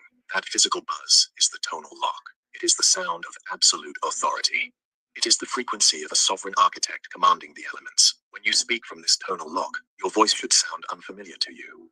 It should sound heavier, slower, and devoid of all frantic human emotion. It is cold, calculated, and absolute. You are no longer a person hoping for a better tomorrow. You are the structural integrity of reality itself, dictating the exact shape of the next moment. Step 3 is the logos insertion. This is the exact moment of quantum wave collapse. You have established the fulcrum. You have locked the tone. Now, you insert the code. The implicate order responds to extreme efficiency and geometric precision. It does not respond to rambling, emotional paragraphs, or lengthy explanations of why you deserve something. You will state your objective reality in a maximum of 5 words. I repeat, you must distill your entire desired reality down to exactly 5 words or fewer, present tense only. Never use the future tense. The future does not exist in the quantum field. There is only the eternal now. If you say you will be wealthy, the universe will keep you in a perpetual state of waiting to be wealthy. Your 5 words must be an undeniable statement of current physical fact. For example, if you require financial sovereignty, your command is not that you want money. Your command is, the capital is secured. If you require absolute mental clarity and dominance over a chaotic situation, your command is, the mind is absolute. If you And it was that moment, like when I saw my apartment, it wasn't just an apartment. Like my visualization and my affirmations and my manifestations made that shit be protected along with the symbols and sigils I put up of my own creation. I said, I place protection on this apartment. Let no harm, danger, negativity, or evil come to it. Let no germ, virus, or disease or infection come to it. Let no arson come to it. Let no sickness come to it. I said that shit in every room, including the closet. And like whenever I walked into my apartment, I see myself walking in like a nice ass palace. I kept my visualization on point. Like whenever I walked out the door, I placed protection on this crib. And the road I walk, I saw a golden road. I always made my visualization, like on point. That this road that I walk on be protected, safe, and secure. I'm speaking into existence. Not saying Lord or source. I'm saying let this shit be done right here. This is my power. require physical healing, your command is, the body is whole. You will inhale deeply. Find the still magnetic light at the fulcrum, lock your tone into the chest cavity, and speak these 5 words aloud. As the acoustic shockwave of your voice leaves your lips, you must possess the absolute, terrifying certainty that the physical world has instantly rearranged itself to accommodate your command. Do not look for immediate visual proof in the room around you. The visual proof is the absolute slowest part of the manifestation process. The true manifestation happens the exact millisecond the sound wave leaves your chest and entrains the electromagnetic field of your environment. You will execute this entire mechanical sequence exactly 3 times every single day. You will perform the first insertion in the morning, the exact moment you open your eyes, before the explicate order has fully loaded into your conscious awareness. You will perform the second insertion at noon, deliberately interrupting the chaotic momentum of the day to reassert your dominant frequency. You will perform the third and final insertion at midnight, or immediately before you fall asleep, handing the acoustic command directly to the subconscious mind to process throughout the night. Morning, noon, midnight. Do not deviate from this rigid schedule. Consistency is the mechanical engine of electromagnetic entrainment. You are striking the exact same bell at the exact same frequency 3 times a day until the entire universe rings with your sound. This is the biological hack. This is the architecture of the spoken world, and it is non-negotiable. I know exactly what your ego is going to do next. You will listen to this protocol. You will execute the mechanical steps. You will sit in your room, establish the fulcrum, lock the tone, and insert your 5 words into the implicate order. You will feel the immediate, undeniable surge of electromagnetic entrainment on day 1. You will feel a profound shift in your biology. Your vagus nerve will sing with the frequency of absolute authority. You will go to sleep that night convinced that the fabric of reality has fundamentally altered itself to serve your command, and you will be entirely correct. But by day 4, you are going to hit the wall. I call these the nothing days. The nothing days are the ultimate filter. They are the psychological trap designed to separate the conscious architects from the sleepwalking victims. You will wake up on the morning of the 4th day. You will open your eyes, and you will look at your immediate physical environment. Your highly analytical, survival-driven, rational mind will immediately begin scanning the perimeter for evidence of change, and it will find absolutely nothing. The bank account will look exactly the same. The insurmountable problems will still be sitting perfectly organized on your desk. The people. All right, got like 7 minutes left. 7 minutes of the video left. I hope y'all enjoying it and get whatever y'all need. I got like 7 minutes left on this video, and then I'm out. Can't play no music because the stream y'all know how this shit sound. On the stream this shit sound horrible. But yeah. Hopefully I can hit Avanta after this.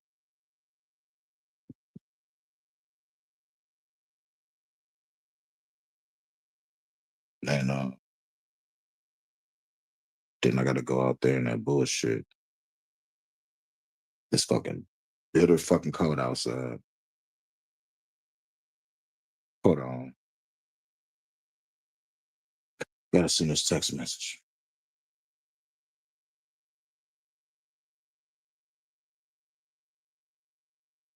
All right, let's go. Who drain your energy will still be speaking to you with the exact same tone of voice.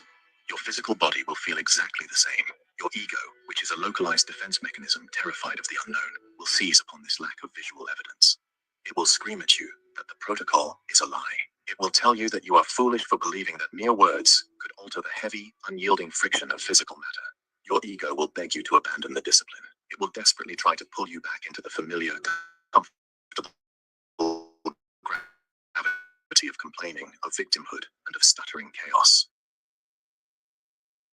Nature's tanning pill or the ultimate anti-aging supplement. There is a reason the Japanese have been taking astaxanthin. And of stuttering chaos. It feels safer to be a victim in a predictable prison than to be a sovereign creator in an unmapped universe. Listen to me very carefully right now. The nothing days are a perfectly orchestrated biological and quantum trap. They represent the temporal delay between the exact moment you alter the implicate order and the exact moment that alteration physically crystallizes into the explicate order. You must understand that physical matter is dense. It is heavy. It is the absolute slowest vibration in the entire hollow movement. When you speak your command, the quantum field instantly realigns. The energy instantly shifts. The blueprints are immediately redrawn in the architectural void, but it takes time for the physical materials to be delivered to the construction site. It takes time for the dense matter of your physical reality to catch up to the speed of your spoken light. If you break your frequency during this critical delay, If you look at your unchanged bank account and internally vocalize the words, "This is not working," you instantly abort the manifestation. You immediately send a new, overriding command of lack and failure directly into the hollow movement. The implicate order, operating with ruthless efficiency, will instantly halt the delivery of your previous command and begin constructing your newly declared failure. You will have successfully manifested your own defeat. You must walk through this empty hallway completely blind. You must navigate the nothing days relying solely on the undeniable, cold fact that the word has already been spoken. You must treat the physical world around you as a dead hologram. It is a recording of the past. It is the solidified acoustic shadow of who you were last week. During these specific days, the heavy friction of your immediate physical environment will actively attempt to completely crush your newly established frequency. People you deeply trust will suddenly reflect your own internal insecurities back at you. Minor inconveniences will drastically amplify, appearing as catastrophic failures specifically designed to break your spiritual composure. Do not be deceived by this illusion. This is not a punishment from the universe. This is simply a mechanical law of kinetic energy. You are encountering the massive resistance of an old world attempting to maintain its dying structural integrity against your highly powerful acoustic command. When the ego screams that nothing is happening, you will not flinch. You will breathe. You will find the still magnetic light in the center of your chest. You will lock the tone, and you will execute the insertion again. You will speak your 5 words with even greater terrifying certainty than you did on day 1. You will starve your doubt of oxygen. You will maintain the structural integrity of your electromagnetic field until the physical environment has no choice but to buckle under the immense pressure of your continuous, unwavering frequency. The explicate order must obey the implicate order. It is a law of physics, but it requires an operator who possesses the psychological endurance to hold the line when the entire visible world appears to be laughing at them. The nothing days will test your resolve. They will push you to the absolute brink of your rational sanity. Let the ego burn. Let the analytical mind exhaust itself. You are not operating on their timeline anymore. You are operating on the timeline of the Logos, and the Logos does not stutter. The Logos does not hesitate. The Logos speaks, and the world beyond the veil obeys. You are standing at a threshold right now. We have reached the absolute edge of the explicate order, and I am drawing a permanent line in the sand. You have 2 choices, and only 2. You can choose to close this video right now. You can go back to your comfortable sleepwalking existence. You can continue to be a helpless, stuttering victim of a physical reality that you are unconsciously generating.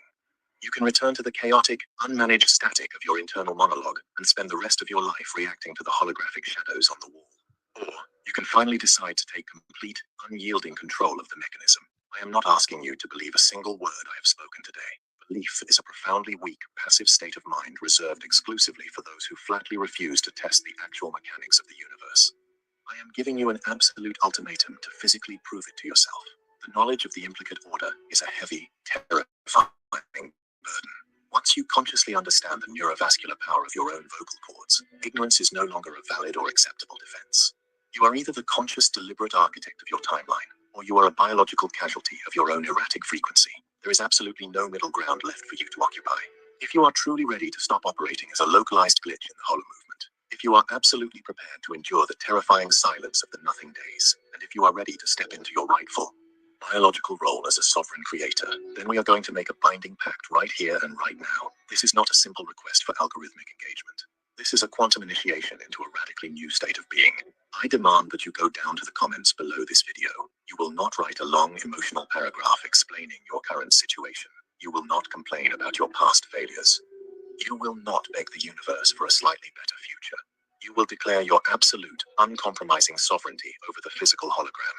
You will type exactly 4 words to signify your conscious initiation into this advanced acoustic protocol. You will type the words, "I am the Logos." When you type those 4 words, do not just mindlessly strike the keys on your device. Feel the dense mechanical weight of that declaration. Or I am the God, or I am infinite consciousness, infinite awareness, whatever you see in yourself, whatever you feel in your heart, that's what you do.